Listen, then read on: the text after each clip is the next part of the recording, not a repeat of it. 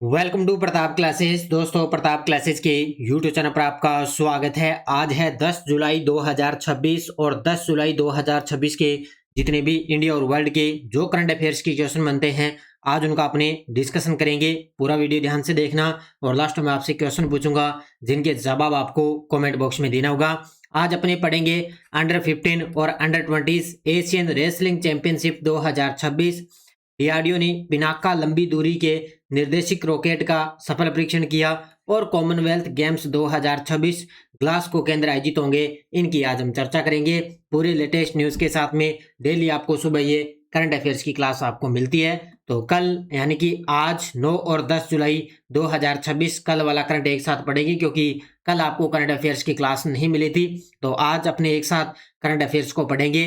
तो सभी साथी एक बार करेंगे सेशन को लाइक शेयर। सभी साथियों को प्यार भरा नमस्कार, गुड मॉर्निंग। करें स्टार्ट आज की क्लास। सबसे पहले हमने ये जो 8 जुलाई को हमने पढ़ा था उन क्वेश्चनों को एक बार करेंगे रिवीजन। 7 जुलाई 2026 को प्रधानमंत्री मोदी जी को इंडोनेशिया के राष्ट्रपति प्रबोवो सुबियांतो द्वारा कौन सा सर्वोच्च नागरिक सम्मान मिला? तो वो है बिंगतांग आदिपूर्णा। अब मैंने उस दिन ये 33वां बताया था, लेकिन ये मोदी जी को मिला है 35वां। कौन सा मिला है? 35वां सर्वोच्च नागरिक सम्मान है, मिल चुका है। ये थोड़ा सा ध्यान में रखना, बाकी मैं आपको आगे करवाऊंगा तब आपको दोबारा करवा दूंगा, ठीक है। ब्रिक्स 2026 के अध्यक्ष के रूप में भारत 11 से 12 जुलाई 2026 को ब्रिक्स परिवहन मंत्रियों की तीसरी बैठक की मेजबानी कहां करेगा? नागपुर में। इसरो ने गगनयान मानव अंतरिक्ष उड़ान कार्यक्रम के तहत किस प्रक्षेपण यान के ठोस मोटर का पहला ग्राउंड टेस्ट परीक्षण किया? तो ये किया है प्रयोगों के लिए उपकक्षीय प्रक्षेपण यान का परीक्षण किया। केंद्रीय कृषि और किसान कल्याण मंत्री शिवराज सिंह जी चौहान ने हाल में किस राष्ट्रीय पहल का शुभारंभ किया? प्रगति। अडानी डिफेंस एंड एरोस्पेस ने 2500 करोड़ के निवेश के साथ दक्षिण एशिया के सबसे बड़े निजी क्षेत्र के मिसाइल निर्माण इकोसिस्टम की आधारशिला कहां रखी? शिवपुरी मध्य प्रदेश में। विश्वविद्यालयों और कॉलेजों के लिए 17वीं राष्ट्रीय युवा संसद प्रतियोगिता 2024-25 में प्रथम स्थान किसको मिला? कश्मीर विद्यालय को। और 11 जुलाई 2026 को भारतीय नौसेना में शामिल होने वाला 17A के तहत निर्मित छठा स्वदेशी स्टील्थ फ्रिगेट कौन सा है? तो वो है INS महेंद्रगिरी। तो ये हमने परसों के क्वेश्चनों का रिवीजन हमने कर लिया। ये अपनी राष्ट्रीय अंतर्राष्ट्रीय डेली वाली टेस्ट सीरीज है ऑल इन वन की। इसमें आपको डेली टेस्ट, डेली क्लास की PDF, weekly test, monthly test और मंथली क्लास आपको यूट्यूब पर मिल चुकी है। मंथली जो PDF है वो अब की बार आपको 15 जुलाई के बाद में उपलब्ध हो जाएगी, ठीक है। तो ये आप जरूर ज्वाइन करें अच्छे तरीके से। बाकी अपनी SI की है, CAT की है, इन सब की टेस्ट सीरीज आपको मिल रही है। अब करें स्टार्ट आज की क्लास 10 जुलाई 2026। सभी साथी एक बार करते हैं सेशन को लाइक और शेयर। पहला क्वेश्चन आपके सामने है। भारतीय पहलवानों ने अंडर 15 और अंडर 20 एशियन रेसलिंग चैंपियनशिप 2026 में कुल कितने पदक जीते हैं? गजब का प्रश्न है। अब ये अलग अलग चैंपियनशिप है, अंडर 15 अलग है और अंडर 20 है वो अलग है। तो ये एशियन रेसलिंग चैंपियनशिप 2026 हुई, इसके अंदर टोटल मिला के भारत ने 41 पदक जीते हैं। तो ये देखो आपके सामने तस्वीर में इसका जो आयोजन है वो थाईलैंड के अंदर इसका आयोजन हुआ। तो इन दोनों को मिलाकर भारतीयों ने टोटल यहाँ पे 41 पदक जीते हैं। गजब का प्रश्न है। तो अंडर 15 और अंडर 20 एशियन रेसलिंग चैंपियनशिप 2026 स्थान है पटाया, थाईलैंड के अंदर इसका आयोजन। भारत ने टोटल यहाँ पे 41 पदक जीते हैं, टोटल मिला के 41 पदक जीते। अंडर 15 में पूछे तो 21 पदक जीते और अंडर 20 के अंदर पूछे तो 20 पदक जीते हैं। तो याद रखना, अंडर 15 में फ्री स्टाइल में भारत प्रथम स्थान पे रहा और अंडर 15 महिला कुश्ती में भारत दूसरे स्थान पे रहा था। यानी कि फ्री स्टाइल के अंदर भारत इसके अंदर प्रथम स्थान पे और महिला कुश्ती के अंदर भारत दूसरे स्थान पे। और अंडर 20 महिला टीम 184 अंकों के साथ दूसरे स्थान पे रही थी, यानी कि चीन के बाद और जापान से आगे। तो ये गजब का प्रश्न है। तो अंडर 15 और अंडर 20 भारत ने टोटल मिला के 41 पदक जीते, जिसमें अंडर 15 के 21 पदक और अंडर 20 के 20 पदक भारतीय खिलाड़ियों ने जीते थे। तो आयोजन कहां पे हुआ? थाईलैंड पटाया के अंदर। ओके, अगला। डीआरडीओ ने पिनाका लंबी दूरी के निर्देशित रॉकेट LRGR का सफल परीक्षण कहां किए है? क्योंकि लगभग इस प्रकार के जो परीक्षण करता है वो डीआरडीओ द्वारा किए जाते हैं और ये परीक्षण हुआ है 8 जुलाई 2026 को। कब हुआ? 8 जुलाई 2026 को चांदीपुर उड़ीसा से। और वर्तमान में डीआरडीओ का अध्यक्ष आपको याद रखना है समीर वी कामत। कौन है? समीर वी कामत। और इसरो के अध्यक्ष कौन है? वी नारायण। ठीक है, तो अध्यक्ष आपको निश्चित तौर से इनके याद रखने हैं। तो पिनाका LRGR 2026 डीआरडीओ ने 8 जुलाई 2026 को पिनाका यानी कि लंबी दूरी की निर्देशित रॉकेट है, इसका सफल परीक्षण किया है। कहां से? चांदीपुर उड़ीसा से। रॉकेट का परीक्षण 60 किलोमीटर की न्यूनतम दूरी के लिए इसका परीक्षण किया जा चुका है। और LRGR का पूर्ण नाम है लंबी दूरी का निर्देशित रॉकेट है, जिसका परीक्षण किया चांदीपुर उड़ीसा से, जिसका उद्देश्य भारतीय सेना के Pinaka multi barrel rocket launcher system की मारक क्षमता और सटीकता इनकी बढ़ाना है। यानी कि सीधी सी बात है, इनका टारगेट यही होता है कि भारतीय सेना के जो पिनाका मल्टी बैरल जो रॉकेट लॉन्चर सिस्टम है उनकी मारक क्षमता और सटीकता बढ़ाना, ये इनका टारगेट है होता है। तो हाल ही में इसका पिनाका लंबी दूरी की जो रॉकेट है उसका परीक्षण हुआ है चांदीपुर उड़ीसा से। कहां से? डीआरडीओ ने इसका परीक्षण किया है। वैश्विक वायु शक्ति रैंकिंग 2026 में 242.9 अंकों के साथ शीर्ष स्थान पे कौन सी वायुसेना है? ये देखो आपके सामने तस्वीर के अंदर है। तो वैश्विक वायु शक्ति रैंकिंग है ये 2026 की। तो इसके अंदर 242.9 अंकों के साथ सबसे टॉप पे है अमेरिकी वायुसेना। कौन सी है? अमेरिकी वायुसेना। अगर भारत का स्थान पूछे तो भारतीय वायुसेना का स्थान आता है छठा स्थान। कौन सा स्थान आता है? भारतीय वायुसेना का इसके अंदर छठा स्थान आता है और अमेरिकी वायुसेना इसके अंदर टॉप पे है। देखो अब ये प्रश्न छप सकता है एग्जाम के अंदर। तो वैश्विक वायु शक्ति रैंकिंग 2026 के अंदर अमेरिका है, वो वायुसेना 242.9 टीवीआर के साथ प्रथम स्थान पे है।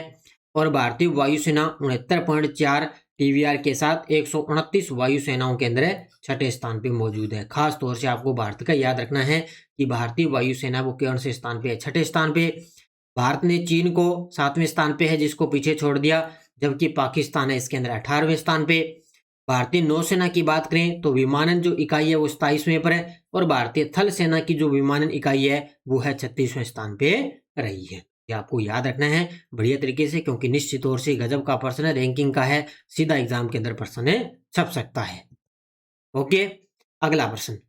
23 जुलाई से 2 अगस्त तक होने वाले कॉमनवेल्थ गेम्स 2026 का आयोजन कहाँ होगा? ये लीजिए भी 23 जुलाई आ रही है और 2 अगस्त तक चलेंगे कॉमनवेल्थ गेम्स 2026। कहाँ पे?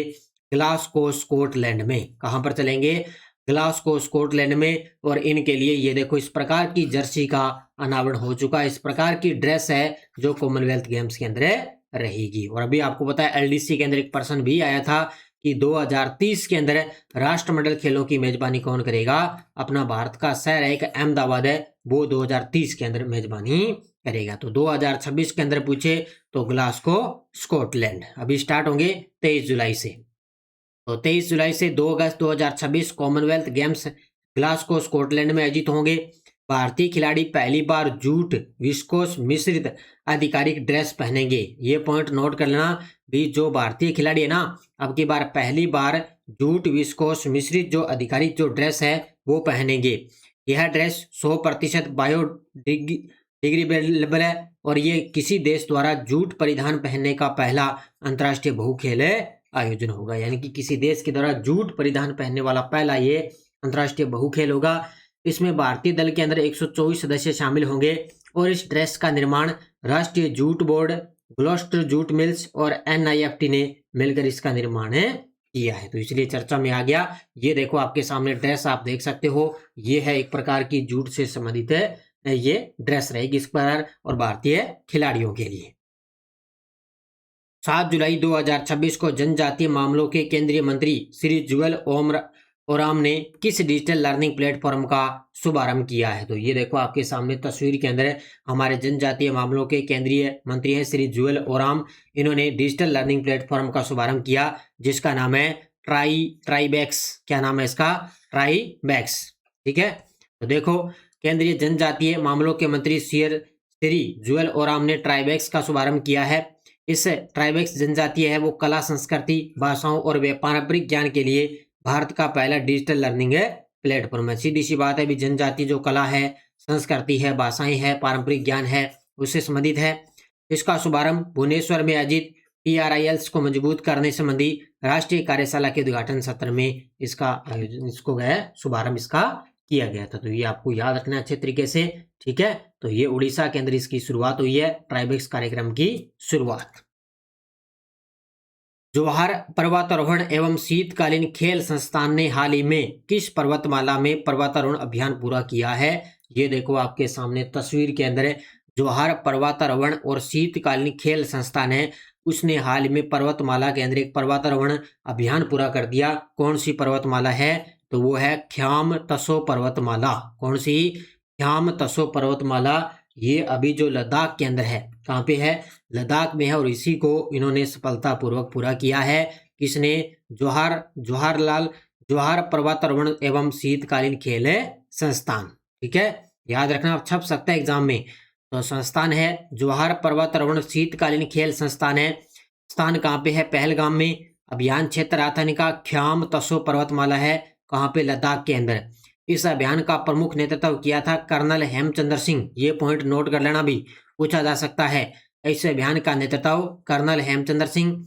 अभियान स्टार्ट हुआ था 26 जून 2026 को, और शिखर आरोहण हुआ था 2 से 5 जुलाई 2026 को। टोटल इसके अंदर 22 सदस्य थे इस दल के अंदर, और विशेष उपलब्धि 5600 मीटर की ऊंचाई से पहली बार पैराग्लाइडिंग उड़ान भी की गई थी। ये पॉइंट गजब का प्रश्न है, क्योंकि चर्चा में है, तो इसको याद रखना। इसका याद रखना, कर्नल हेमचंद्र सिंह ने इस अभियान का नेतृत्व किया था। तो इससे जो ख्याम तसो पर्वतमाला उसको सफलतापूर्वक सफल किया है।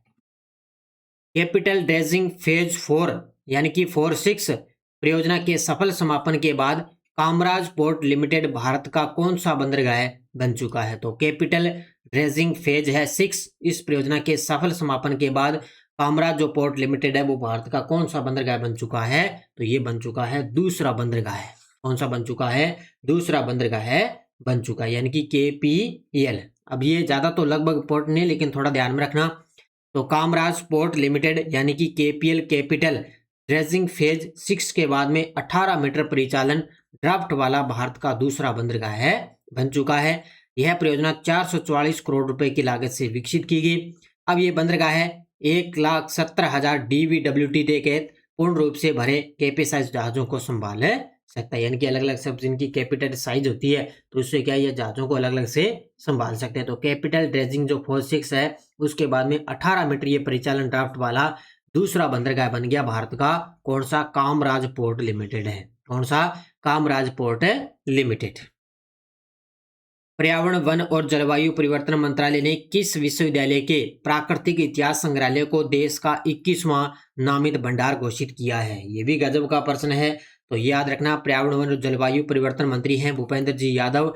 इन्होंने विश्वविद्यालय के प्राकृतिक इतिहास संग्रहालय को देश का 21वां नामित भंडार घोषित किया है, तो वो है मिजोरम विश्वविद्यालय। कौन सा है? ऑप्शन नंबर बी, मिजोरम विश्वविद्यालय। अब इस प्रकार के चर्चित स्थान में से आपके लिए क्वेश्चन बन सकते हैं। तो हमारे पर्यावरण और जलवायु परिवर्तन मंत्रालय ने मिजोरम विश्वविद्यालय के प्राकृतिक इतिहास संग्रहालय को देश का 21वां नामित भंडार घोषित किया है।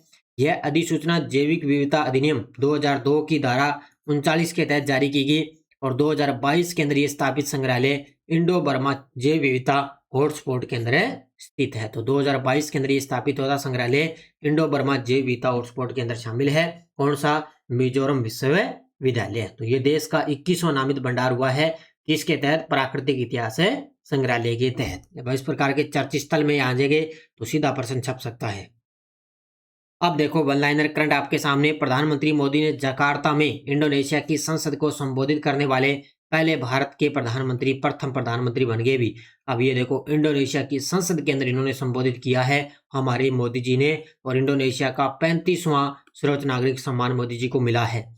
भारतीय प्रबंधन संस्थान बेंगलुरु इंडोनेशिया के अंदर अपना पहला विदेशी परिसर स्थापित करेगा। त्रिपुरा सरकार ने राज्य के सभी विद्यालयों में राष्ट्रगान, वंदे मातरम और जनगणमन का पूर्ण पाठ अनिवार्य कर दिया है। और अहमदाबाद के आचार्य रणछोड़लाल गोस्वामी को उस्ताद बिस्मिल्लाह खान युवा पुरस्कार 2025 के लिए चुना गया है। तो ये चारों के चारों अच्छे तरीके से पढ़ लेना, क्योंकि आचार्य रणछोड़लाल स्वामी को उस्ताद बिस्मिल्लाह खान युवा पुरस्कार 2025 से सम्मानित किया गया।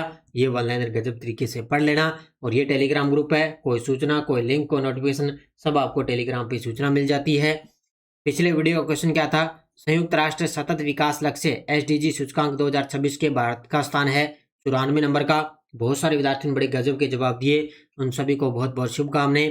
महिला T20 विश्व कप 2026 के फाइनल में ऑस्ट्रेलिया ने किस टीम को हराकर खिताब जीता? भारत, दक्षिण अफ्रीका, इंग्लैंड, न्यूजीलैंड। इसका जवाब आपको कमेंट बॉक्स में देना है। और यस्टरडे डोज अपनी क्या थी? अनुच्छेद 145 में सुप्रीम कोर्ट की कार्यप्रणाली से संबंधित है। अनुच्छेद 143 सुप्रीम कोर्ट से परामर्श करने की राष्ट्रपति की शक्ति है। अनुच्छेद 141 सभी अदालतों पर सर्वोच्च न्यायालय के बंधन के आदेश। और 139 में है सुप्रीम कोर्ट द्वारा रिट जारी करने की शक्ति। अब ये प्रश्न आया था किसमें? राजस्थान पुलिस के अंदर ये प्रश्न है, पिछली बार आया था कांस्टेबल के अंदर, और दोबारा रिपीट हो सकता है, ध्यान रखना। अब देखो नेक्स्ट डोज, अनुच्छेदों का कौन सा समूह है द्वारा प्रदत्त मौलिक अधिकार केवल भारतीय नागरिकों को अनुदत्त है? संसद है वो संविधान के अध्याय 3 यानी कि मौलिक अधिकारों में संशोधन नहीं कर सकती। तो ये उच्चतम न्यायालय के ने किस मामले में ऐसा निर्णय दिया? इसने प्रधानमंत्री को प्राइमर्स इंटर पेरेस यानी कि समकक्षों में सबसे आगे रहने वाला और कैबिनेट के प्रमुख स्तंभ के रूप में वर्णित किया।